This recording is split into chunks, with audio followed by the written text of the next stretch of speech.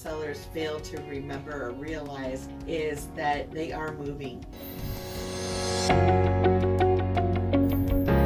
Listening to Central Florida Real Estate Radio on News Radio WFLA Orlando.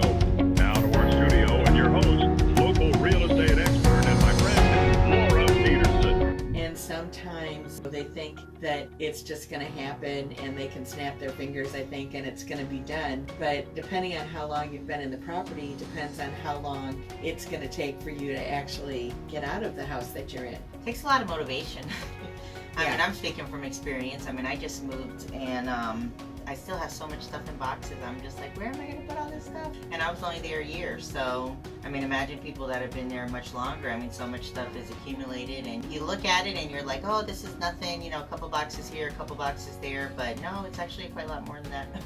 Yeah, actually it is. And the thing that's amazing is the amount of storage units and everything that continue to grow. I mean, we see all the apartments and that kind of stuff growing. But secondly, you see storage units. I was driving down one road the other day and they had put one up probably about 6 months ago. And it was the same brand that was putting another one up on the other side of the street. And so I was like going, oh my gosh, there must be so much demand for this that the same company is doing it right across the street. I mean, literally across the street. Well, I know in some places there are waiting lists in order to get in for your storage space. And I mean, that's just kind of a cash cow business for those people because it's rare that people actually clear them out. And definitely they don't clear them out as quickly as they think they're going to.